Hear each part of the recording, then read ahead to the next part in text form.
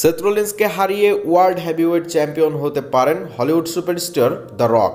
তবে সেথ রোলিন্সকে হারানোর জন্য সহযোগিতা নেবেন তার ভাই রোমান রেঞ্জের কাছ থেকে। অর্থাৎ রোমান রেঞ্জ এবং রক তারা দুজনে একত্রে মিলিত হয়ে সেথ রোলিন্সকে হারিয়ে নতুন ওয়ার্ল্ড হেভিওয়েট চ্যাম্পিয়ন হবেন হলিউড সুপারস্টার দ্য রক। বিশেষ করে আপনারা যেমনটা জানেন, কোডি রোডস রককে এটা বলেই ডাব্লিউডাব্লিউতে ফিরিয়ে এনেছিল, কেননা রোমান রেঞ্জের এগেনস্টে তাকে আনডিসপিউটেড টাইটেলের জন্য ম্যাচ দেওয়া হবে। তবে কোডি রোডস রককে ধোকা দিয়েছেন এবং রোমান রেঞ্জের সঙ্গে ম্যাচ নিয়েছেন এবং রোমান রেঞ্জের অপোনেন্ট হিসেবে হয়তোবা রককে আর দেখা যাবে না। তবে কোডি রোডসকে সহযোগিতা করছেন সেথ রোলিন্স।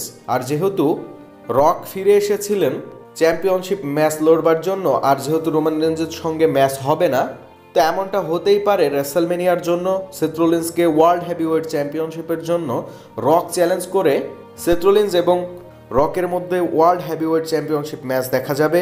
আর সেখানে হয়তো বা রোমান রেঞ্জ তিনি সহযোগিতা করে সেথ রোলিন্সকে হারিয়ে রককে নতুন ওয়ার্ল্ড হেভিওয়েট চ্যাম্পিয়ন বানানো হতে পারে। তবে কি মনে হয়, এমনটা হবার সম্ভাবনা কতটুকু রয়েছে? অবশ্যই কমেন্ট করে জানাবেন। ধন্যবাদ।